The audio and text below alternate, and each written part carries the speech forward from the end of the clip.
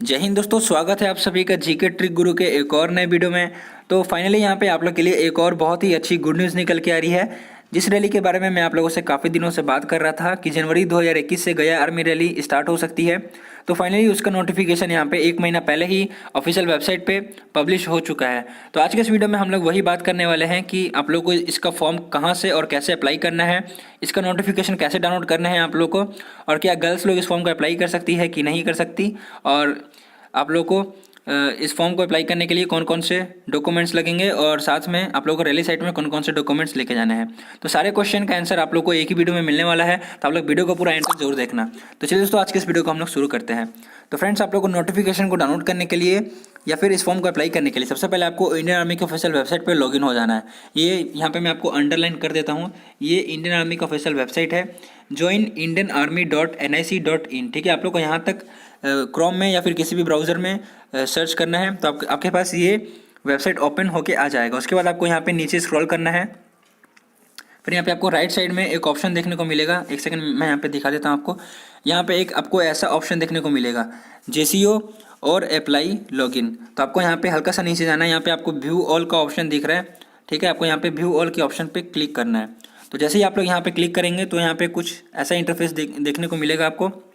तो यहाँ पे आपको क्या करना है, सिंपली ये नोटिफिकेशन का सेक्शन है, आपको यहाँ पे स्क्रॉल डाउन करना है। तो आप लोग यहाँ पे देख सकते हैं 2 नोटिफिकेशन आया है आपके गया आर्मी रैली के रिगार्डिंग। तो यहाँ पे जो आपको ऊपर दिख रहा है, इसमें सभी ट्रेड की यहाँ पे बारे में बताया गया है, एक्सेप्ट ट्रेड्समैन। यहाँ पे ट्रेडमैन के बारे में यहाँ पे नहीं बताया गया है। और नीचे वाला जो आपको नोटिफिकेशन दिख रहा है, ये सिर्फ ट्रेडमैन वालों के लिए नोटिफिकेशन है।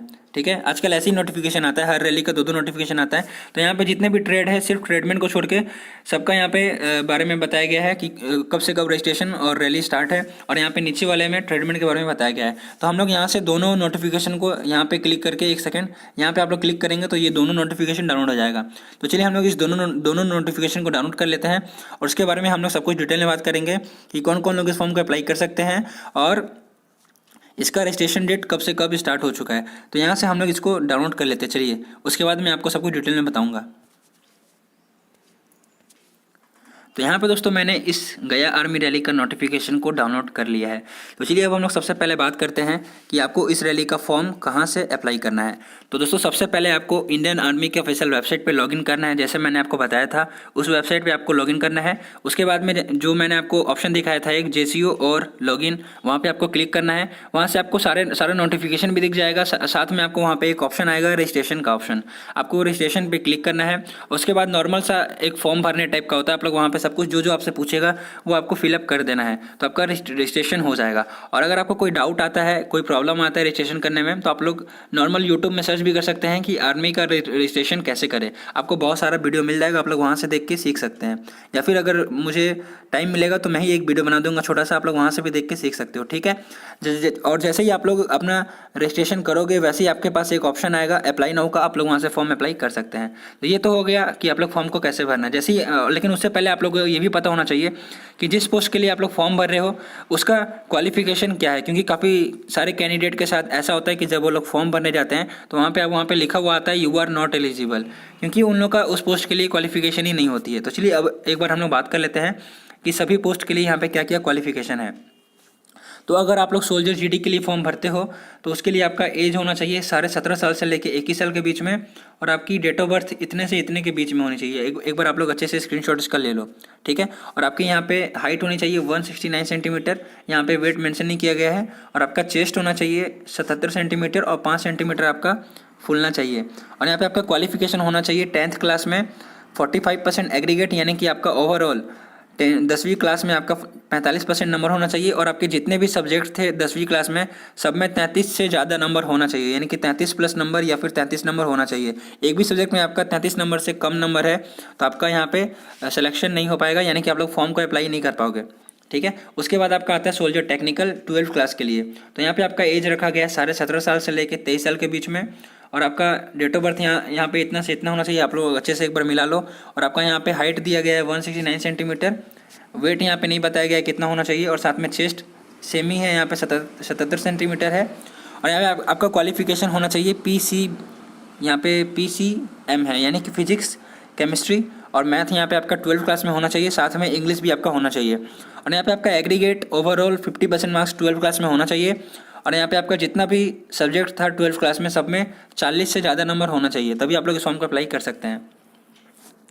अगला है हमारा, एक सेकेंड यहाँ पे स्क्रॉल कर लेते हैं। अगला है हमारा नर्सिंग असिस्टेंट, सोल्जर टेक्निकल और nursing assistant.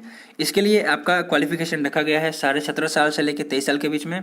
Date of birth इतने से इतने के बीच में होना चाहिए।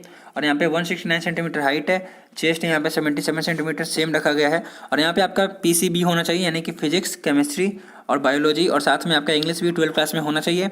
ओवरऑल 50% नंबर आपका होना चाहिए 12th क्लास में, लेकिन जितने भी सब्जेक्ट थे सब में 40 से ज़्यादा नंबर होना चाहिए, तो आप लोग इस फॉर्म को अप्लाई कर सकते हैं। या फिर एक और इसका क्वालिफिकेशन यहाँ पे दिया गया है, आप लोग 12th क्लास पास होने चाहिए साइंस स्ट्रीम से, फिजिक्स, केमिस्ट्री, बोटेनी और जूलॉजी और इंग्लिश, ये आपका सब्जेक्ट होना चाहिए, तभी आप लोग इस फॉर्म को अप्लाई कर सकते हैं। ठीक है, 50% एग्रीगेट और 40% ऑल सब्जेक्ट में आपका होना चाहिए।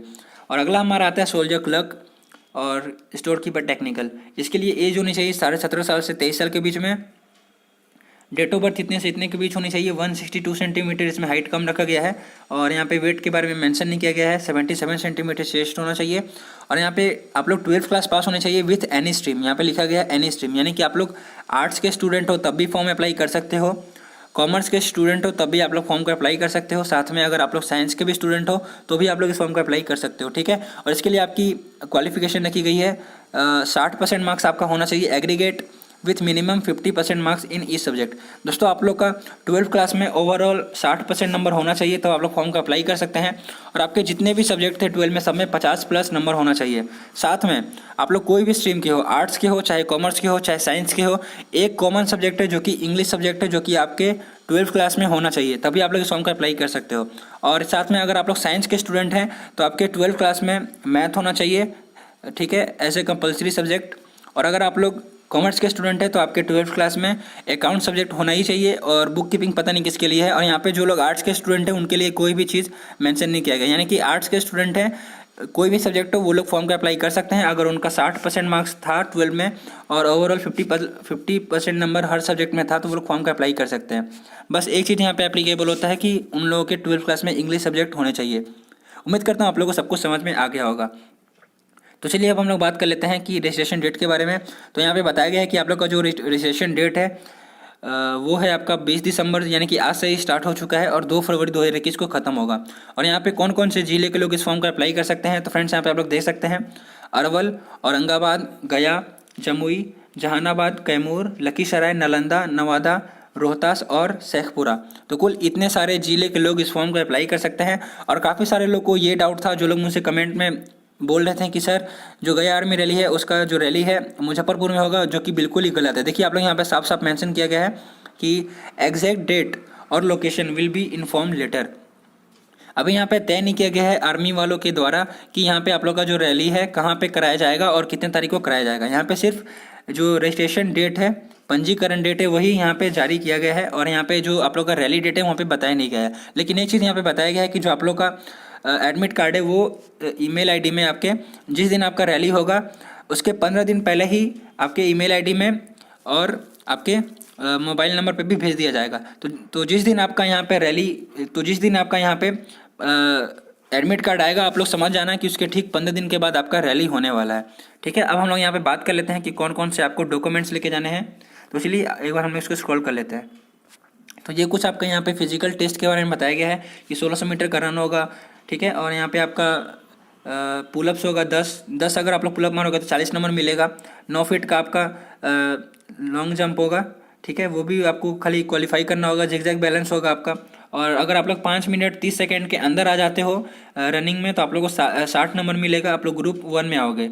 और अगर आप लोग 5 मिनट 31 सेकेंड से लेकर 5 मिनट 45 सेकेंड लेते हैं तो आपको ग्रुप 2 में डाला जाएगा और आपको 48 नंबर मिलेगा। और ये सब यहाँ पे कुछ बताया गया है कि 10 पुलअप मारेंगे तो 40 नंबर मिलेगा, 9 पुलअप मारेंगे तो 33 नंबर मिलेगा, 8 पुलअप मारेंगे तो 27 नंबर, 7 पुलअप मारेंगे तो 21 नंबर और 6 पुलअप मारेंगे तो 16 नंबर आपको मिलेगा।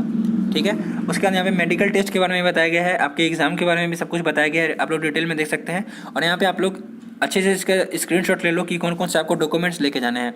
मैं इस वीडियो में नहीं बता रहा हूँ पढ़ के, ताकि वीडियो लंबा ज़्यादा ना हो। तो यहाँ पे एडमिट कार्ड आपको लेके जाना है, जो आप लोग का एडमिट कार्ड आप लोग डाउनलोड करोगे ऑफिशियल वेबसाइट से, या फिर अपने ईमेल आईडी से वो एडमिट कार्ड को आपको प्रिंट आउट लेके जाना है, फोटोग्राफ लेके जाने हैं। यहाँ पे आप लोगों को पासपोर्ट साइज, कलर बैकग्राउंड होना चाहिए, एजुकेशनल आपके जितने भी सर्टिफिकेट सब कुछ लेके जाना है, डोमिसाइल यानी कि प्रमाण पत्र, caste certificate, religion certificate, affidavit, school character certificate, और यहाँ पे counsellor certificate, character certificate, unmarried certificate, relation certificate और एनसीसी सर्टिफिकेट, स्पोर्ट्स सर्टिफिकेट, ये सारे सर्टिफिकेट आपको लेके जाने हैं। एफिडेविट हुआ, और यहाँ पे ये मतलब ये ज़रूरी नहीं है आपको लेके जाना, ठीक है।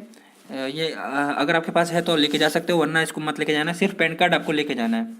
और यहाँ पे मल्टीपल ये क्या क्या डॉक्यूमेंट्स बताए गए यहाँ पे आप लोग एक बार देख सकते हैं। तो इसलिए एक बार हम लोग बात कर लेते हैं दूसरे नोटिफिकेशन के बारे में।